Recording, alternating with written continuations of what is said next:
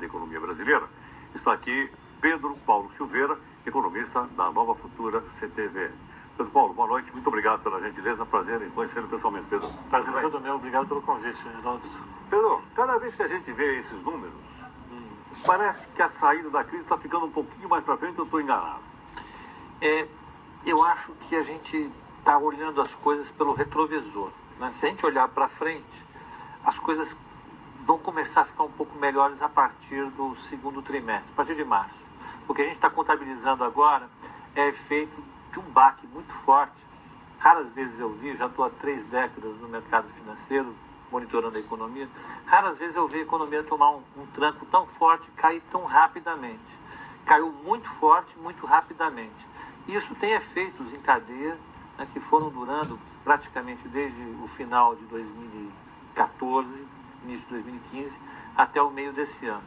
Então, eu acho então, que o pior, né, a gente está assistindo agora, né, esses números que estão saindo, que são horrorosos, e a partir do segundo trimestre de 2014, de 2015, 2016, agora, esse ano, ou seja, a partir de março, a gente começa a ver os números para frente um pouco melhores. Mas as estatísticas econômicas ainda vão aparecer com números terrivelmente assustadores para a gente. Agora, Pedro Paulo, e quando a gente pega o Boletim Focus, que também tenta olhar lá na frente, e também não traz assim um horizonte muito colorido? Ontem mesmo o Boletim Focus trouxe de novo alguns números que até assustaram. O mercado comeu um pouco de bola no ano passado. O mercado vacilou um pouco. No começo do ano passado, ele estava com uma taxa de crescimento esperada da ordem de 0,5%. A gente vai terminar 2015, as estatísticas devem ser apresentadas agora no começo de março. Deve terminar o ano de 2015 com uma queda de 4% aproximadamente do PIB. 2016, se a gente não crescer nada, ou seja, se durante todos os meses de 2016 se produzir o mesmo que se produziu ano passado, o PIB vai apresentar uma queda de 2,5% mais ou menos, por um efeito puramente estatístico.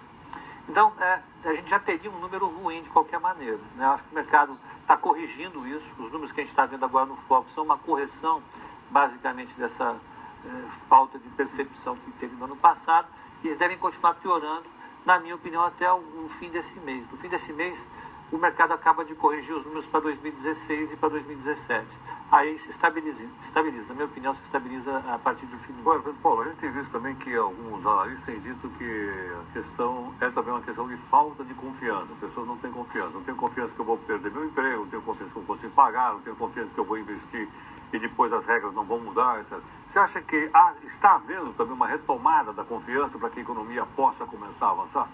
Eu acho que a gente precisa separar os efeitos, né? Quem toma decisão mais concentrado em confiança é o empresário. O empresário já vem com a confiança muito ruim desde o começo do ano passado. A taxa de investimento, se a gente pegar a partir do IBGE, ela já vem caindo firmemente, né? E depois isso afetou o nível de emprego e as pessoas, assim, as famílias começam a ficar muito mais preocupadas com o emprego, com a sua renda e começam a retardar as decisões de consumo, né? Começam a cortar os seus gastos e o consumo tem caído fortemente, caiu cerca de 8% em termos reais até o último trimestre apurado, que é outubro do ano passado. Então, essa confiança, ela vai continuar ruim efetivamente, pelo menos até a metade do ano. Agora, a gente começa a entrar no horizonte de tomada de decisão dos empresários, por exemplo, olhando para 2017 a partir do meio desse ano. Então. E 2017 já é um ano diferente para todo brasileiro, porque vai ocorrer eleições, né? O governo deve mudar a partir de... Essa discussão de impeachment já não vai fazer tanto sentido como faz atualmente. Então, o empresário vai ser convidado a tomar decisões de investimento.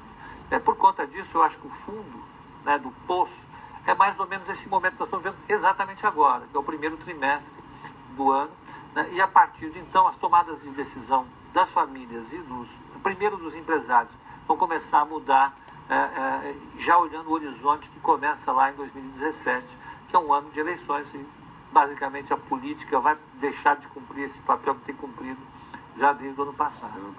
Pedro Paulo, gostaria que você respondesse também a pergunta que nós temos aqui do nosso telespectador internauta. Se for possível, respondemos.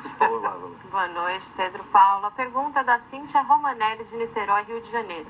Ela diz assim: ouvimos muito o governo penalizar a crise que vem de fora, Quanto essa crise econômica mundial nos afeta e como nos proteger? Existe uma briga, né? O governo dizendo que tem crise demais lá fora e a oposição dizendo que não tem crise de jeito nenhum. Tem crise lá fora, evidentemente. Os economistas mais sérios do mundo estão lá debruçados tentando resolver os problemas. E as notícias também não são muito otimistas, né? É muito confuso. É um dos cenários desafiadores que a gente tem na história econômica, é tentar entender o que está acontecendo lá fora. É bastante difícil. Mas eu daria um chute, tomando aqui os dados do PIB, um chute não, fazendo uma estimativa do que já aconteceu. De 2013, particularmente até agora, eu diria que coisa de 30% da queda do PIB que a gente vê hoje, do desemprego, né, e uns 40% a 50% da inflação vem da crise lá de fora.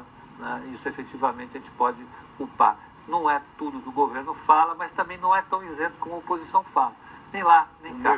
É o meio termo. Agora, Pedro, eu queria perguntar o seguinte. Você acha que com essa reavaliação do real, desvalorização frente ao dólar, né? O dólar era 2 e pouco, agora está 4 e pouquinho, isso vai realmente ajudar a indústria brasileira a se recuperar? Haja vista que nós estamos com uma capacidade de produção de mais ou menos 75%, 80% para essa possibilidade?